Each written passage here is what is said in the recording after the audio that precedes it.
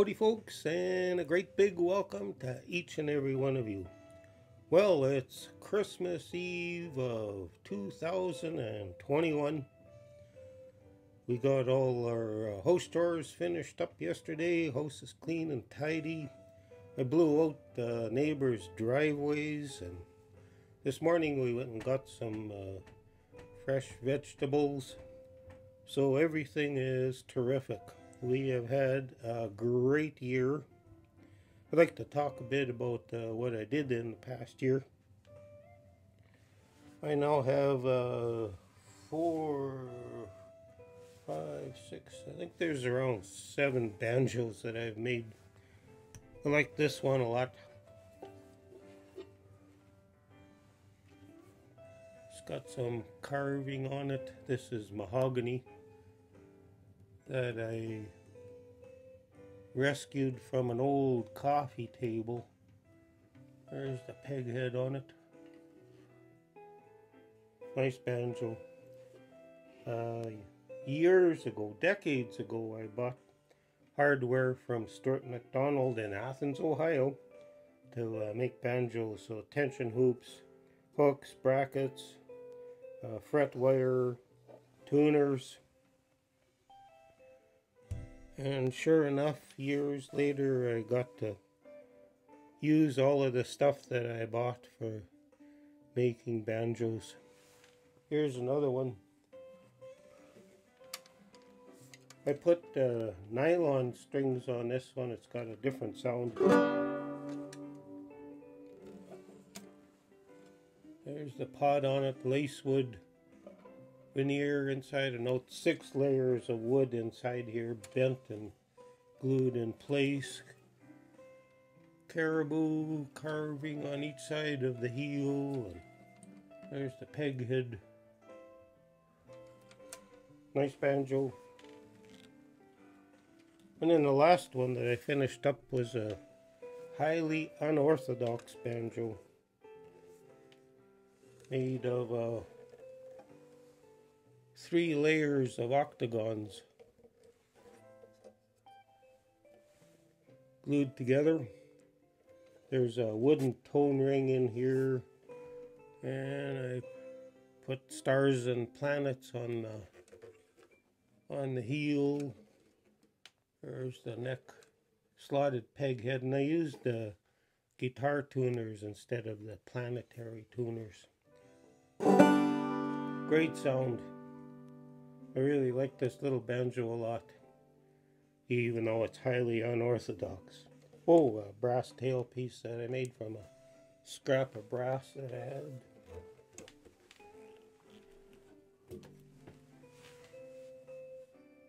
About a week ago, I finished up another mountain dulcimer.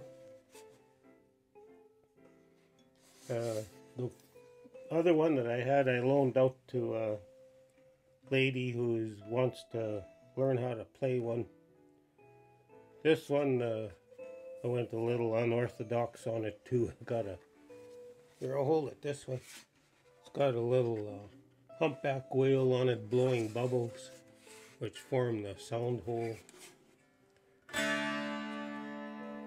Really like this guy a lot. I made, this is the first one I've made with wooden tuning pegs on it.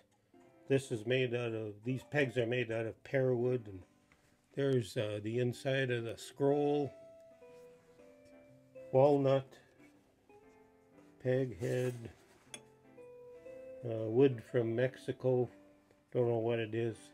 We brought back years ago. I made a fingerboard out of it. And there's the tailpiece and the back. Really like this guy a lot. Nice sound.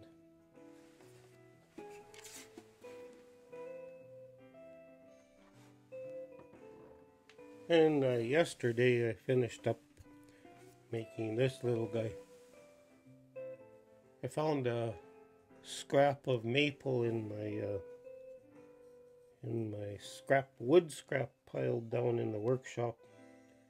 So I cut it up to make a little box. And it's a wood ocarina. 6 holes.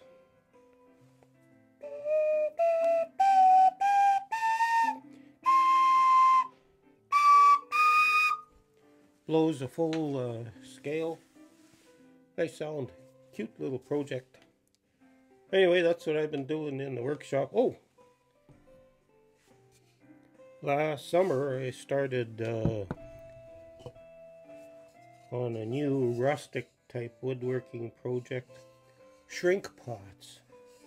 What you do is go out and cut yourself a chunk of tree, hollow out the inside, and then I cut a groove around the bottom, about 1/4 of an inch up, and had a piece of dry wood, so I scribed the outline of the dry wood and then cut that out, and I carved a groove inside here and popped in the dry piece, and then as the green wood shrinks, it grabs the dry piece and holds it solid. Still got to finish making the lid and decorate this guy up. Here's another little one. I painted this one and then carved through the paint to make the designs. Still have to make a lid for it. Here's a big tall one.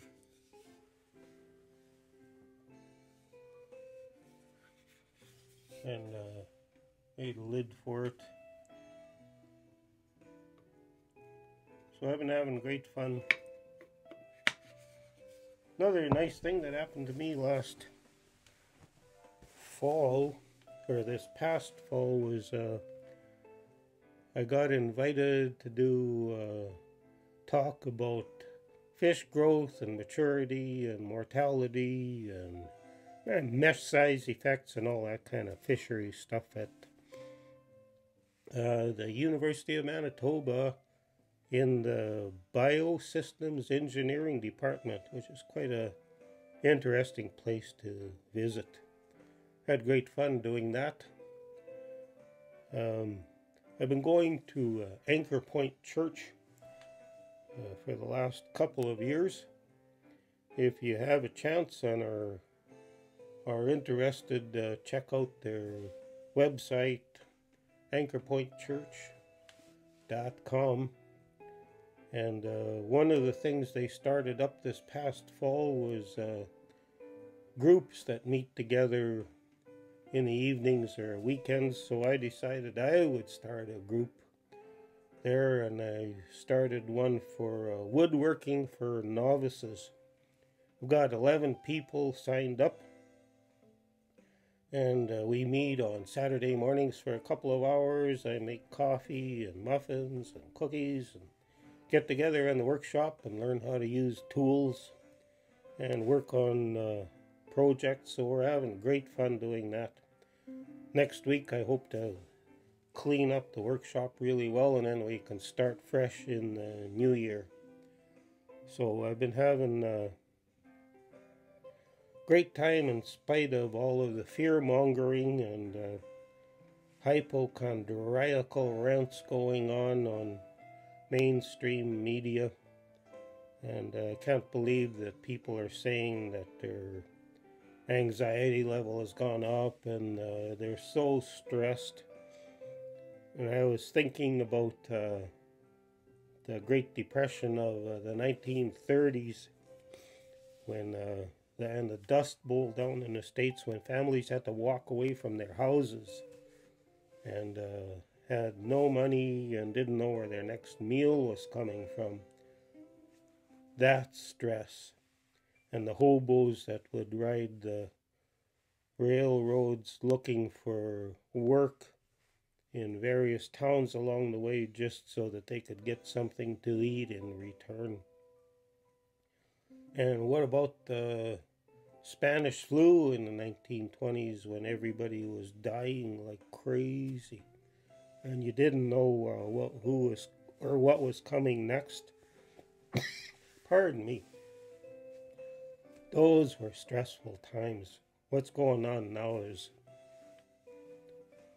it's just absurd, the stuff that's going on now.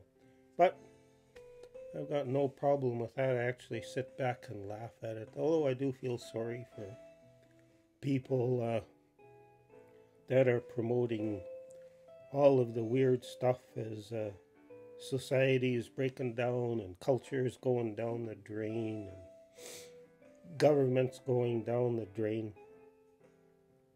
We can be followers of Jesus, can rest assured that Jesus will take care of us through all of this. Anyway, I will extend wishes for a Merry Christmas, all the best in the New Year. And, before I leave, Linus from the Charlie Brown cartoons has a, pardon me, great explanation of the meaning of Christmas. I'll leave a link to it down in the box below. So, Merry Christmas, Happy New Year, God bless, and we'll see you down the road.